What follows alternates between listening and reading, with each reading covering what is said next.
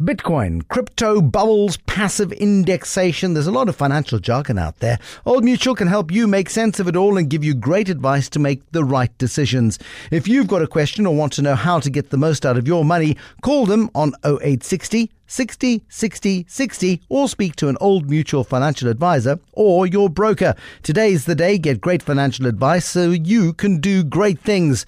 Old Mutual is a licensed financial services provider. Good evening. If you're a fan of watching food cooking shows, if you're a fan of food generally, you will know Jenny Morris. She is an author. She's a magazine writer. She's a radio and TV presenter. She's a celebrity chef. She's a teacher. She's a culinary tour guide. And she once rode a camel for 2.5 hours. You must be careful the stories you tell off air. I have to tell you, it was the worst ride of my life. No. Let us stop right there. How's the restaurant going? I'm busy in this recession building another one as we speak in Durbanville. Brian Joffe built Bidvest in a recession. Adrian Gore built Discovery in a recession. You're not alone. ShopRite was between recessions. Nando's was just as P.W. Botha did the Rubicon speech. So you're in good company. Well, good specials too. I thought restaurants were dying. I mean, a lot of restaurants are dying. A lot of restaurants struggle to make it in tough economic times. Do you know what it is? Look, in winter, we all kind of say, oh my God, the turnover's dropped and things like that. But you know, if you're a little squirrel and you put your nuts away in summer, for winter you can carry yourself over it. It goes very quickly, those 3 months. But I think at the moment, people are feeling the recession. And as you say, a lot of little places are closing down. You just have to bite the bullet and hang in there. And the tourists are coming. I mean, the tourism numbers to the Western Cape, where you are, is a very busy and attractive tourism destination. And I mean, that's I suppose is the foie gras on the cracker. Oh, absolutely. And where I am, I'm getting a lot of Middle Eastern tourists. You know, my TV show goes out to 143 countries. And do they know you? They know me, darling. They stop me in every station in London. Yeah, they do. How many camels have you? No. I'm worth millions of camels. Are you worth millions of camels? Not millions. I'm lying about 20. About 20. That's good. That's about $25,000 each. A couple of goats, a couple of chickens. Very good. Have you always been chefy? Yes, from a very, very young age. From the mud pie to the... What started it? What started the interest? My father grew everything we ate, and we weren't allowed to buy anything. That obviously in those days there were no food miles on the food, so it was all seasonal. We got excited about the new fresh peas or the mango. Get up the tree, eat the first mangoes, lychees. The only thing we could buy were mushrooms, because he didn't know about the spores or how to cultivate them. So I grew up with such beautiful freshness around me. So it's my father that kind of influenced, my path. Where did you grow up? In Durban. In Durban. Yes. And was Dad a sort of a part-time food hobbyist, or was it a full-time thing? He was a messer, but he could cook. I mean, that man would throw things together. My mother was a very traditional cook, and she would make those beautiful sort of stews and a nice slow food, really, really nice cooking. But he was adventurous. So he would try out different herbs, different spices, and I loved. He used to encourage me to go in the kitchen and cook with him. So I think I got that from him. Make Money Monday is brought to you by Sanlam Private Wealth. Your wealth, our craft. We're talking this evening to Jenny Morris, who is, if we sum it all up, she's described as a food personality. What's your earliest memory of money in Durban? Do you know what? My grandmother gave me £5. I had a pillar box, a red post box, money box. It looked like a post box, and she gave me £5 for my birthday. Now these are £5 notes, so this is before the introduction of the rand. I don't want to I don't want to overemphasize this too much, but it's the late 1950s. And those pound notes were big, weren't they? They were big money, yes. And then she rolled it up, and then she sort of folded it, and we posted it. And she said, "You are going to put that in your post office bank account." I remember that she gave me that for my birthday. That was my first big money. That was a lot of money. Huge money, because we used to get like a tikkie. Yeah. Yeah. And what did it go into the post office bank account and Yes. and get spent on something? I don't even know. Maybe my mother took it, but it did go into the. I had a little post office book. Yeah, but the banking books you could keep track. People trusted those things. Yes, You see, it was all handwritten. Pre-digital, there'd be somebody with a blue rinse who would sit with a stamp and would stamp your book and would tell you that how much money you had. I mean, that was obviously a very memorable moment. But Yes. were you ever encouraged to do part-time jobs, piece jobs, and all that sort of stuff? Can I tell you my first earnings? My first earnings, I was a car guard. In the days before car guards were a thing. Yes. I'll tell you what happened was that we had a race course, Durban race course down the road. And when they would have the race meetings, all the boys in the neighborhood would park the cars. And I would watch them saying, "Can I park your car, please, sir?" So I had a friend who had this huge big, you see, I'm enterprising, darling, this huge big garden, because the properties were big. They went from one street to the other. And I said, "Can I park cars here?" And they said, "Yes." So I parked cars. I had a packet full of half crowns and 20 cents and shillings and All sorts of sixpence, things. all kinds of big money. And if they did well on the thing, I would get like 10 bob. I'd get that brown note. And did you have to pay rent for the property? Because, I mean, no, they just let you use They the just property. let me use it. I can be quite convincing. Clearly. I've got the hiding of my life, though, let me tell you. From whom? My mother. Why? It's the first hiding. Young ladies don't do that. Young ladies don't beat other young ladies. No, but you know how she did. She gave me a good old whack. But you know how she found out? Because I took the money and I bought a big, thick piece of polony. And it had to have that big white piece of fat in it and a chunk of sweet milk cheese with its red skin. And I sat, our house was called Holly Villa. And I was sitting at the top of the stairs taking a bite out of each one. Was it garlic polony? No, it wasn't. Okay. It was a big round one. Okay. And she wanted to know where I got the food from. And I said, well, I bought it with this money. With my money. And she said, what money? And then she saw this money. She flung it into the cherry hedge. You never saw it again. She went mad. She went absolutely ballistic. And, never parked a car again. Did that put you off at all? Did that sort of distill your commercial ardor? At all? Not at all. Not at all. You just didn't tell your mother again what you were up to. I never parked a car again because, I mean, that was just so common. But no, never ever put me off.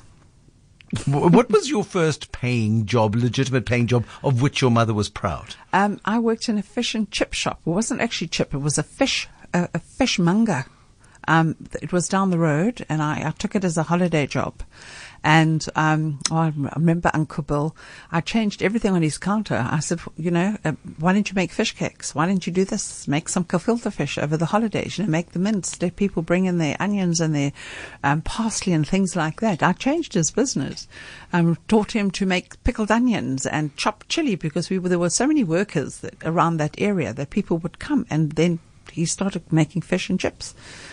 But it is interesting how businesses evolved. I mean, the guy who started Vovotello in Port Elizabeth started it purely as a bakery. Yes. And then he noticed that people were bringing their own ham and lettuce and tomato and sitting on his stoop drinking takeaway coffees and making their own sandwiches on his stoop Yes. in a very nice oldie-worldy part of Port Elizabeth.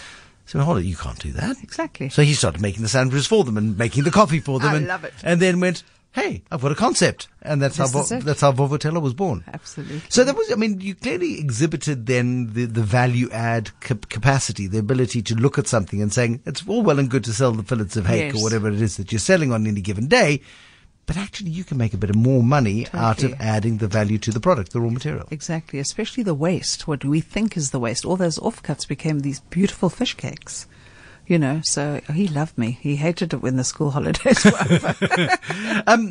But how much did that then influence the way in which you've then evolved into running your own restaurants and things? Because so much of the food that is bought in from supermarkets around the world is wasted. The stats are made up, I suspect. Yeah. But there are some fairly horrific evidence to suggest that a lot of stuff, the expiry date comes and it's a perfectly good apple. Oh, I can't eat that. People throw it away. It's shocking. I'm an ambassador for Food Forward. So when What is Food Forward? Food Forward is an organization that repurposes food. So it's not off food, but they support over 600 organizations, and they feed over 250,000 people a day. It's just amazing. And what the supermarkets do, all of this waste, you can't see me put my fingers in. No, but you said you did the perfect pause, which indicated orally how you'd done inverted commas with your hands. Yes. So, we're so to blame as consumers because we want everything perfectly round and pretty. So what they do is they take that food that is still perfectly fresh and absolutely edible, and it gets farmed out to the different organizations.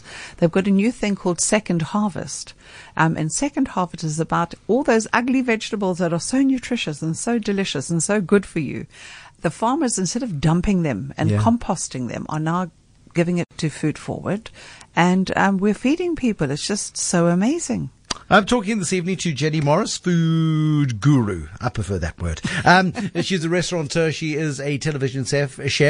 She's known around the world, particularly in the Middle East. Her travels have taken her to kitchens all over the place, and she has made TV shows about cooking food in many, many interesting parts of the world. We're talking about money. We're talking about her first memories of money and how she turned around Uncle Bill's fishmongers and made it into a far more commercially viable enterprise. Jenny Morris has always had an entrepreneurial streak. She's also got used to telling people what to do and how to adapt their businesses and change their businesses. Were you a jobbing chef at all, or did you go straight into running your own businesses? Do you know what? I went straight into my own business. My father wouldn't actually send me to any kind of chef school because he thought it was beneath. No, it was not a lady's job. Mom and Dad are quite snooty. Oh, no, he wasn't. He just was very controlling. Right. And Oops. So I became a telephone electrician to spite him because it was something he didn't have to pay for back in the day. Yes. I still remember my color code: blue, orange, green, brown, slate, blue, white, blue, orange, blue, green, blue, brown. What on earth are you talking about? The cables. And that's how you wire the cables? Yes. So what you do is you take this big drum of cable, you would skin it, and then pare your wires off, and then skin them and wrap them around the tags in the telephone exchange, and then you would have to solder them in place. I never had one dry joint, darling, let me tell you. Well, hopefully, and hopefully if we go to your restaurant, there won't be a dry joint there either. No joints in my restaurant. Not those kind of joints. I was thinking more of a hunch of lamb. But so you worked for the post office, essentially, Post and Telecommunications. That was my first job. I was an apprentice at TN5 on construction. I would go back and do it again today. Your family must have been appalled. My father was horrified. I came home with this what do you call it, a toolbox, and he said, "Oh, is that for me?" I said, "No, it's mine." And he said, "What do you mean?" And he opened, and there was a sort of long nose pliers and cutters and a soldering iron and a roll of solder, and he said, "It can't be screwdrivers, all the things all the tricks of the trade, everything was in there." And he said, "It can't be." I said, "Yes, I'm now a telephone technician. What do you call those things? Apprenticed. Appy. I'm an appy." And he freaked her. He said, "That is not a job for a lady." And I thought, I could have been a chef. Exactly. When did chefing happen? Chefing happened only about 21 years ago. But I've always cooked. I have always cooked. I mean, even when we were at school, have cake sales. When the people would sort of bring cupcakes, I was making sandwiches for the teachers and bringing real food to sell. We excelled. I mean, in our sort of standard, we beat everybody because I would run it for a month, not just on the day. So we made good money. The one day I arrived at school with a wheelbarrow because we never had a car. And wheelbarrows aren't very ladylike. Let me tell you something. I pushed that wheelbarrow up Overport. Anybody who's lived in Durban will know that is a steep hill. Which one? In Overport. Okay. Sort of pushing it going over to Sparks Estate where the school was. And it was full of gorgeous things like fruit salads and all kinds of things to sell at our cake sale. And I arrived during assembly. And they were praying actually. And then everybody laughed. Their eyes should have been closed. But I arrived with it in a wheelbarrow, yeah. Well, certainly industrious. Absolutely, I'm determined. What was it that drew you commercially to food? Do you know what? I think it was my husband. because I would cook for all of my friends, and I did it with love, and I did it because it gave me such pleasure. And I'd be cooking till 2 a.m, and the electricity bill was like over the thing, and the water and the whatever. And he says, "Why are you doing this?" I said, "Because I love it." He said, "Well, why don't you turn it into a business?" Which I did. And how many restaurants have there been? We've had one coffee shop, which we ran for 7 years. And then this is restaurant number 1. It's called Yumishus. Yumshus, sorry. That's all right. People call it Yumishus. And the second one is opening in Durbanville any day now. But I've always had a catering company. Because that cooking for friends became the catering company, which led to other things. But you also did lots of corporate training, and you did sort of team building things, and cookery classes. And no, we still do that. I've got a huge, big kitchen. I can take up to 70 people doing team building. Yeah, all the corporates come and all the financials, and they bring their people and they entertain them. Has anybody ever stabbed anybody in the kitchen? God forbid. Has it been close? Never. No, not yet. A friend of mine had a restaurant in London, a very posh restaurant in London, and his chef at the time had a picture of Slobodan Milosevic on the wall, and he used to throw knives. Apparently. It was terrifying. Do you have a serious, I mean, you're very good at starting businesses and very good at telling people what to do and finding money-making opportunities. Yes, Clearly, yes. that is in your DNA. Do you invest the money? Do you put any aside ever? Yes, we do. We do things like unit trusts and leave it in the bank and let it grow. But it's not just me. I have a very good partner in business who's my husband. And we're very cautious. But when opportunities arrive, at least we've got something banked that we can always take advantage of. A lot of people make the mistake of when they're growing a business of pouring all of their money back into the business to grow the business. Yes. They find it hard to separate out, to manage the growth of the business. That'll look after itself. But in order to de-risk their life, they don't take money outside of the business. But everyone has a loan account. Yeah. Mm-hmm. But you also need to have money in your own private bank account. What I find is, and what I see in these businesses sometimes, especially in restaurant business, people don't put money aside. And that's when they sort of get into trouble. There have been so many horrific stories in the last couple of years of restaurateurs whose either business partners have ripped them off or they've run out of money and they've ended up killing themselves. I mean, they've just, their life and their passion and everything is in their restaurants, and high profile, great chefs. Absolutely. But you know what? A lot of that money gets stolen by their staff. You've got to have your wits about you. Oh, completely. They find ways of just taking it. Stealing it. The money or... The money. Money. They find these schemes. They're clever. No, but I mean, obviously not busy enough, you see. The winter months, you need to get more people in. Keep everybody busy. What's been your best money decision ever?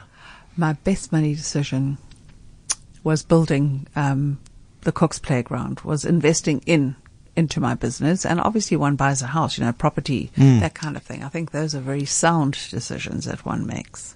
But the Cook's Playground then is the business, that is the training ground, and that you keep going, and that you get teams of people through there. All the time, twice a day sometimes. Yeah, no, it's good. And I mean, surely you can't manage that all directly yourself. No, darling. We have wonderful staff. Wonderful staff. It's a team. Teams. We have fabulous team. Okay. But it's also quite difficult when you are the brand and you are the personality and you are Yumishus and you are the Cook's Playground. People want to see Jenny Morris, don't they? The thing is we never ever lie and say, I'm going to be there. People know that I sell it with a facilitator. Mm-hmm. And if people want me there, they will have to book me. Request you. They do request me. Isn't that nice? It's good to be in demand. Have you ever made a terrible money decision? Yes, I think one of the most stupid things not really, because at the time it was perfect, but I spent a lot of money building classrooms on a government property, because I would never got that money back out. But I mean, that was like 23 years ago, and it served its purpose. But I mean, now that belongs to someone else. And so I mean that's an important lesson in terms of owning your assets and ensuring that you have title over those assets. Absolutely, but yeah. Do you have any extravagances? Will you only books? But will you only use certain ingredients? I mean, do you use particular ingredients at home versus commercially? What I cook with at home, I cook with commercially. I think that's my downfall. because I make a few cents less. But you know what? My whole thing is about quality. So I love butter. I love olive oil. I love Parmesan cheese. I like good quality. I like good salt. I like good quality products. And we cook with that in our business. And I think that's been our success. And are you brand loyal? So, I mean, you like Parmesan cheese. Will you use only Parmesan cheese? You won't use a Pecorino to substitute for a Parmesan? I wouldn't lie. I love Pecorino because it has its application in the kitchen. But if it's Parmesan, it's Parmesan. If it's Pecorino, it's Pecorino. And if it's butter, it's butter. That's it. But could you tell a little porky and use a local brie rather than a French brie, for example? We have so many beautiful, I wouldn't lie about it, because if you look at Dalewood, I mean, they make the most delicious bries. Fairview has beautiful bries and camemberts. We've got lovely local product. And if it's French, of course we're going to say it's French. But, I mean, local is lekker. It is, most certainly. Yeah. So the new project is the restaurant in Belleville. In Durbanville. In Durbanville, I beg your pardon. It's out in the north of Cape Town. Yes. And you've also got some corporate training facility there as well. I've got a boardroom. And a boardroom. For board people? Not for board people, but for corporates. There's a lot of corporates out there that want to do off-site stuff. So you can come to Mama and I'll feed you and I'll water you. You have your own patio and you can use the boardroom. They can have after lunch naps after all the eating. Is this the empire? Is this the extent of the empire? Do you see the empire growing further? There's like possibilities of stuff happening in the Middle East, but that's all on paper at the moment. What is it about the Middle East? I mean, we talked to Natasha Sedaris, and she's opening up tashas in Dubai and places like that. Yes, absolutely. And the Ocean Basket people have gone big in Malta. Yes, and I mean, it's just, what is it about these places that have none of their own homegrown stuff? I'm actually off to Malta soon, at the end of the year anyway. My thing, it's all about food. It's all about fresh food. It's very different. It's not franchisee. So it's all about, Any more TV series coming up? At the moment, Food Network's been sold to Discovery. So everything's on hold, I would say, for the next 6 to 8 months. So we'll see if there's budget. We'll see if there's budget. But you've had a blooming good run with Food Cook. Which has been your favourite food culture to cook in? Yeah, I love Asian. I love Asian food. I love Indian food. I love all kinds of food. You're trying to ask me which child I love the best. Oh, I can't do that. I love them all equally. Do you stick to the principles of the culture, or are you a bit like your dad and say, oh, lemongrass, let's see what it tastes like in butter chicken? Not a damn. I had a chef who did that and he's fired. Seriously, no. You know what? I believe that if it's Asian, it's got to have the kaffir lime. It's got to have the lemongrass. It's got to have the fish sauce. It's got to be authentic. Otherwise, don't bother. I don't want confusion. Certain things you can do fusiony food, exactly, yes, but not confusion. No confusion. Yes. Jenny Morris, what a pleasure to see you. Thank you so much for coming in. Food personality, author, magazine writer, radio, TV presenter, celebrity chef, teacher, culinary tour guide. So many titles. Jenny Morris, Make Money Mondays.